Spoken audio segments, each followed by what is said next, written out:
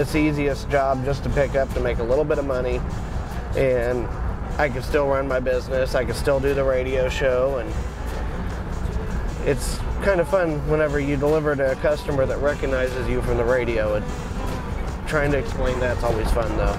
I'm still not used to having to be somewhere at a certain time. Getting used to that's kind of a pain.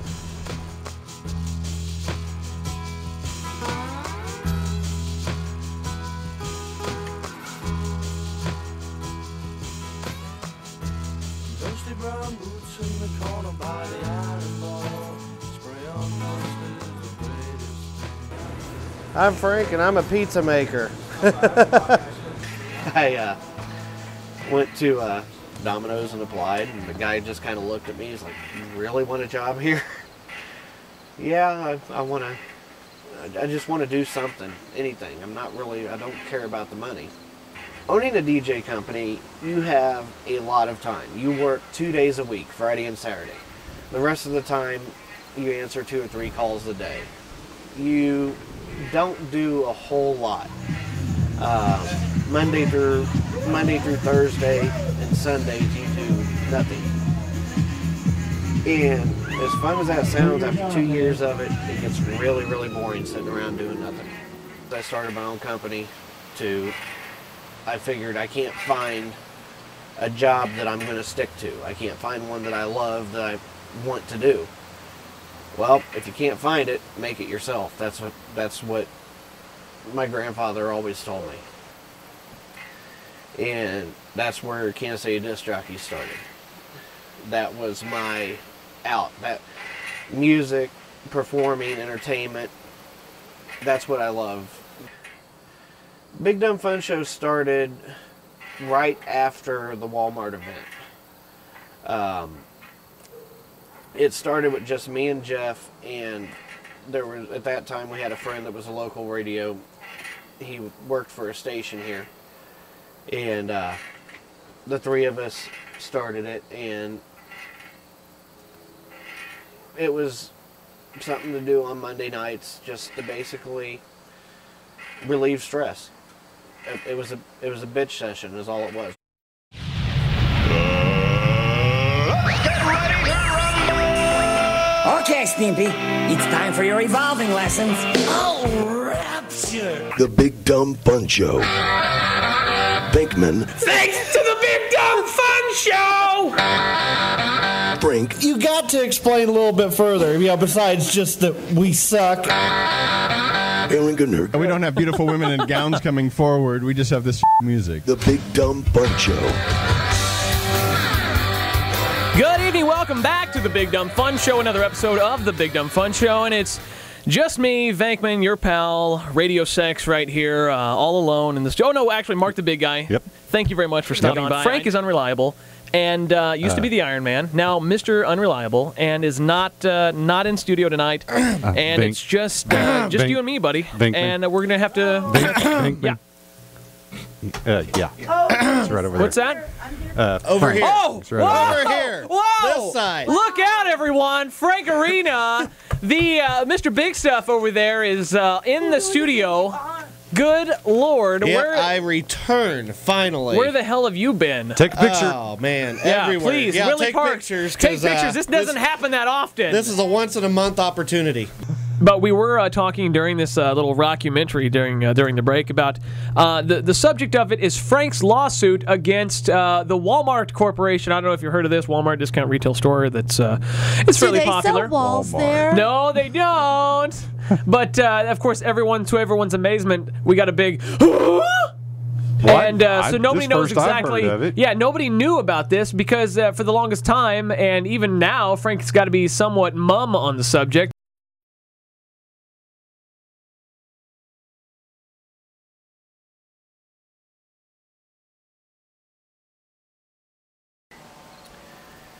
After the layoff from Xerox is when I went to Walmart. You know, I had to have a job quick. And because Joey was just born. And, I mean,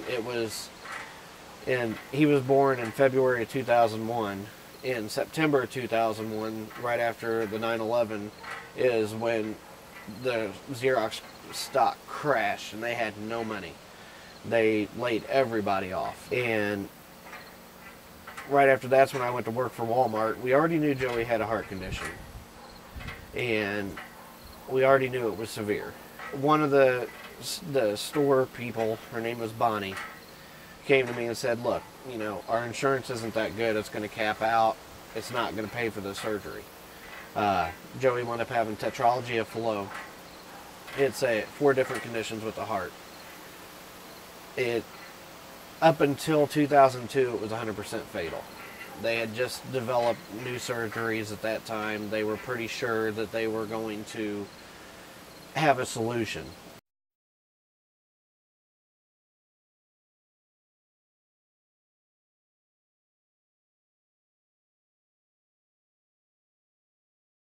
But I do have heart surgery still. Almost every time when I get away from school for 100 days, the 99th day I have to go into heart surgery. Insurance, there was no way. So one of the workers said that she went to the manager. They want to do this fundraiser for Joey. You know, basically, with all the community stuff that I had done in the past, she wanted to help Joey and return some of what I had done. I told him I did not want Joey to be a poster child for Walmart. You know, not for the store, not for the corporation. You know, just laid it out. It's like, I understand there's going to be things that are going to... His face is going to have to be attached to the event. That's a given.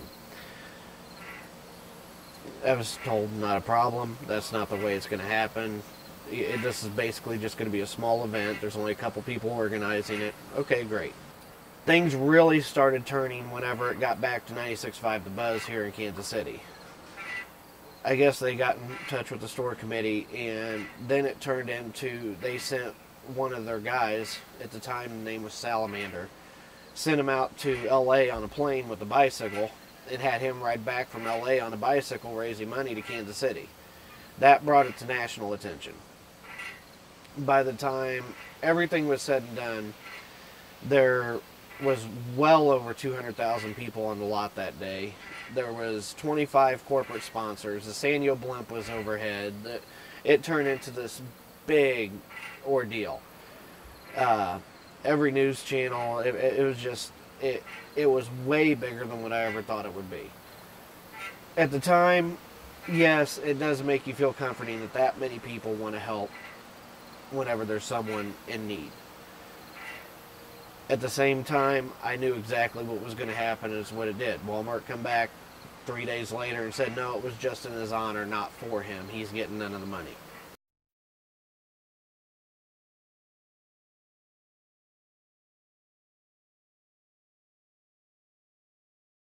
I felt like my son was used. He was just another, as this lady from Children's Miracle Network, her exact quote, he was just the avenue to the money. Yeah, and that sums up exactly how he was treated. They didn't care about anything. The store manager at the time, I'll give him credit, he did everything he could. He dealt with the insurance company, he helped out everything. Got all but, I think it was like 50 or 75,000 of it paid. You know, the insurance, but then Joey's insurance was capped. He couldn't, he already hit his lifetime cap. So basically I lost my job. Joey got screwed. I'm kind of stuck in the middle. The only option we had was to go to an attorney. And I hated that. I've never filed a lawsuit against anybody. I'm not someone who jumps to court. I think that's wrong, but there was no other option for me. Walmart tried everything to make us look like the bad guys. They even released a press release to the Associated Press saying that, you know, we knew from the beginning that it was just in his honor, not for him, and that they gave us $1,000 to do this, and we agreed to that. There's no way. For $1,000, I'm not going to let my son go on billboards and everything else. I'm not going to let him become a poster child for a company that's trying to screw people. You know, that's how I look at him now. Beforehand, I thought that, okay, it's just big company. Of course, they're going to get a bad name. This changed my entire view of large corporations in general, not just Walmart. When we first started, we needed an attorney. We went to a family friend. Walmart didn't want any part of it because this was going to be a major PR nightmare. And their way of trying to head it off is they sent in 2 large Ryder box trucks full of paperwork and said, you tell us what we owe. They basically tried to destroy us through the press and through public opinion. That was their defense. And went to state court. State judgment came back and basically found against Walmart. The judge said, you know, we know you're going to appeal this, so, you know, what's the difference? And they did. It went to federal court. Federal court found for Joey again, and with a sealed amount, basically, you know, not for public release, of which Walmart did wind up paying instead of trying to appeal it again.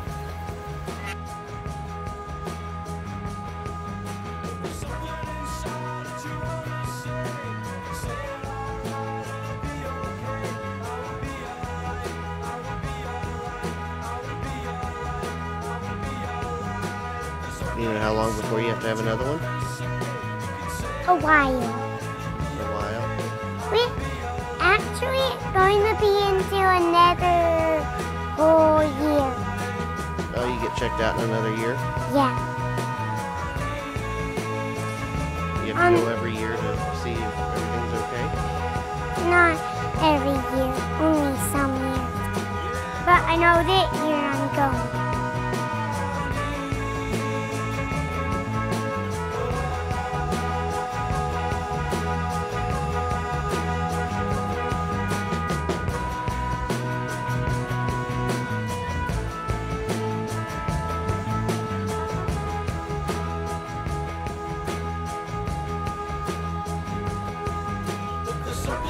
Look around. Yeah, I'm not tied into an office. I'm not tied down to a desk. I don't have, you know, a whole lot of responsibility besides making a customer happy. You know, it's relaxing. So a documentary about Frank Arena. I don't think I can do this. I'm not sure. I'm not sure if I want to be seen in this. Frank Arena, if I had to sum up Frank Arena in one word, it would be son of a bitch. Whenever I first met Frank, I felt real bad for the guy. I mean, he was creating some pretty lewd acts with little forest bunnies, and being an outdoorsman myself, I'm trying to help the guy, coach him back on the right path. But I mean, Frank is Frank. I mean, man.